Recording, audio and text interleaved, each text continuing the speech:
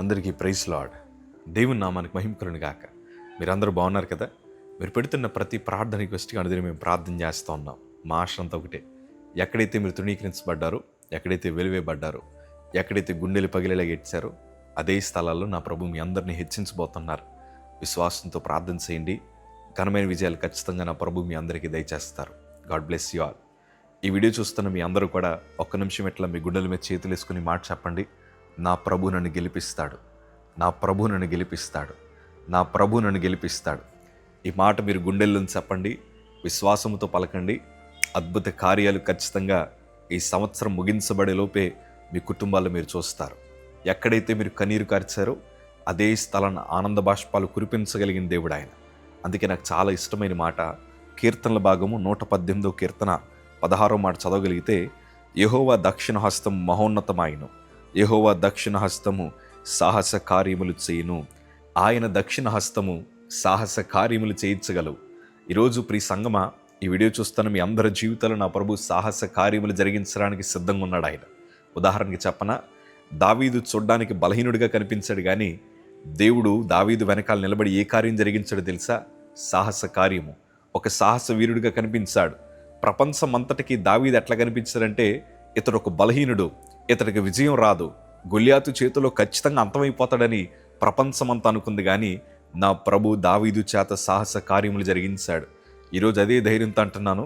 చాలామంది మీ కుటుంబాల వైపు చూసి, మీ బిడల వైపు చూసి, మీ వ్యాపారాల వైపు చూసి, మీ ఉద్యోగాల వైపు చూసి చాలామంది అనొచ్చు, వీళ్ళ బ్రతుకులు ఇంతేనండి, వీళ్ళ జీవితంలో ఎన్నడూ ఎదగరు, వీళ్ళు సొంత గృహం కట్టుకోరు, వారి పిల్లలు బాగుపడరు, వారు రోగం చేతే చనిపోతారని రకరకాల పరిస్థితులు, రకరకాల బలహీనపరిచే మాటలు మీ చెవిని పడుతున్నప్పుడు మీరు బలహీనపడద్దు. ఎందుకో తెలుసా?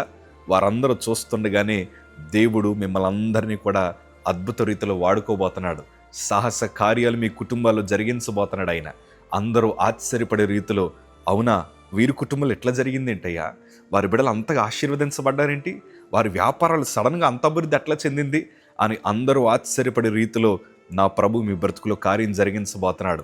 నమ్మండి. ఎందుకో తెలుసా? నేను చనిపోతానని మా చుట్టుపక్కల అందరూ అనుకున్నారు, కానీ ఈరోజు వారి కళ్ళ ముందర తిరుగుతుంటే వారు అంటున్న మాట ఏంటి తెలుసా?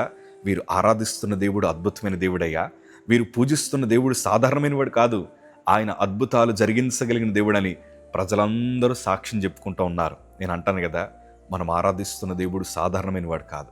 ఈరోజు ప్రియ బిడ్డలారా, ఒక మాట అయితే పంచుకుంటాను, ఎన్నడూ వెనుకడుగు వేయొద్దు. మీరు ప్రభు చేతులు పట్టుకోండి చాలు, దేవుడు మిమ్మల్ని ఖచ్చితంగా నిలబెట్టిస్తారు.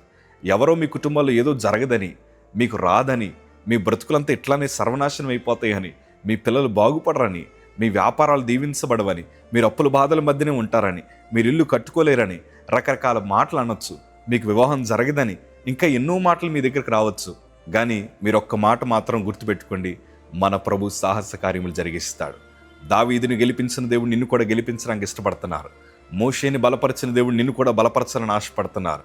దేవుడు చరిత్ర మార్చగలడు, మీ బ్రతుకులు కూడా మారుస్తాడు. ప్రార్థించండి. God bless you.